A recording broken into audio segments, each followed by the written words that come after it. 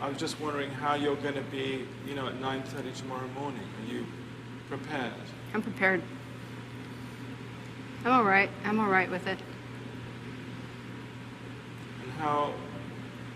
I'm all right with it, but like I said, remember, let them know that I know that the cops knew who I was. After Richard Mallory died, I left prints everywhere, and they covered it up. And let me kill the rest of those guys to turn me into a serial killer.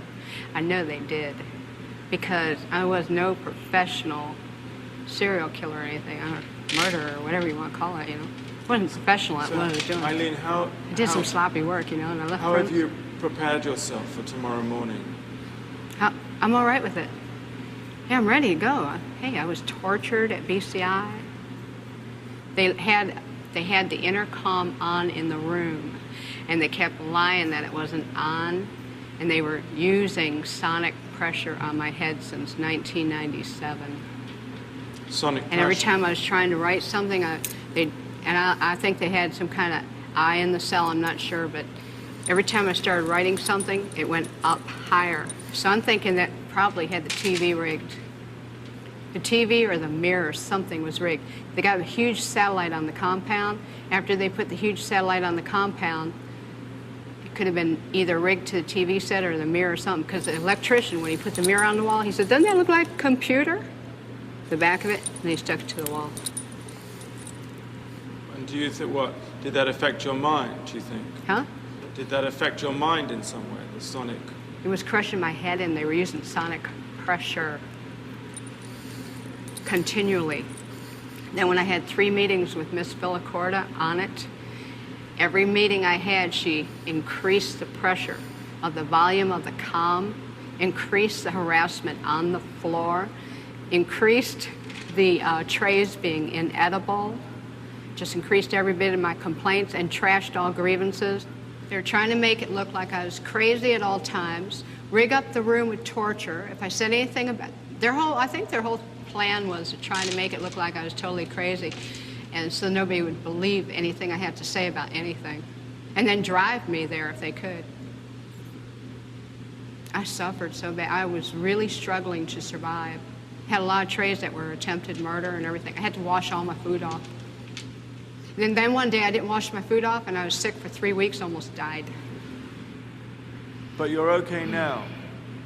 I'm okay. I'm okay. God is going to be there. Jesus Christ is going to be there. All the angels and everything. And, you know, whatever's on the beyond. I think it's going to be more like Star Trek, beaming me up into a space vehicle, man. Then I move on, recolonize to another planet or whatever. But it's whatever's the beyond. I know it's going to be good, because I didn't do anything as wrong as they said. I did the right thing. And I saved a lot of people's butts from getting hurt and raped and killed, too.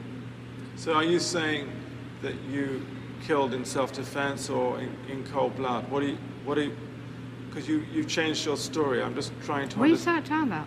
Change story on what? No, about whether it was self-defense or not. I'm not going to say it, you know, I'm not going to get in depth about my cases, Nick. I'm on my way to the chamber, nothing stopping it. You can believe it or you don't have to believe it. That's up to you, man. Put a big question mark on your film. What more is there to say about the cops? What more do you want to say about the cops? A lot of stuff. Did you know that they were surveilling me before I killed? And then I knew it? And that it was covered up? Did you know there was helicopters dropping down from the sky, deputy sheriff, with decoys picking me up 4 or 5 months before my arrest? It was covered up? But nonetheless, nobody ever asked me these questions. Whether the cops were following you or not, Eileen. Oh, whether the cops were following me or not, Eileen, what? Let's say the cops were following you. Yeah. Let's say they were following you and they did everything that you're saying they did. Nonetheless, you killed 7 men. Yes, you did. And I'm asking you, what got you to kill the 7 men? And I'm telling you, because the cops let me keep killing them, Nick. Don't you get it? Not everybody is killing 7 people. So there must have been something in you that was getting you to do that. Oh, you are lost, Nick. So I was a hitchhiking hooker. Right. Running into trouble. I shoot the guy if I ran into trouble. Physical trouble. The cops knew it. When the physical trouble came along, let her clean the streets. And then we'll pull her in? But That's how come why. there was so much physical trouble in because it was all in 1 year? 7 people in 1 Oh, year. well. Oh, well. But why not say now? Because I'm out of retaliation for taking my life like this and getting rich off it all these years in total pathological lying. Yeah, thanks a lot. I lost my fucking life because of it. Couldn't even get a fair trial. Couldn't even get a fair investigation or nothing. Couldn't even have my appeals right. You sabotaged my ass, society, and the cops, and the system. A raped woman got executed. It was used for books and movies and shit. Ladder climbs, the re-election, everything else. I got a big finger in all your faces. Thanks a lot.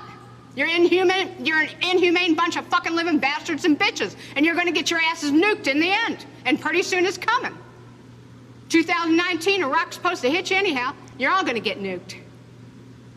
You don't take fucking human life like this and just sabotage and rip it apart like Jesus on the cross and say thanks a lot for all the fucking money I made off of you. And not care about a human being and the truth being told. Now I know what Jesus was going through. They've been trying to tell the truth, and I keep getting it stepped on. Concerned about if I was raped, I'm not giving you book and movie info. I'm giving you info for investigations and stuff, and that's it.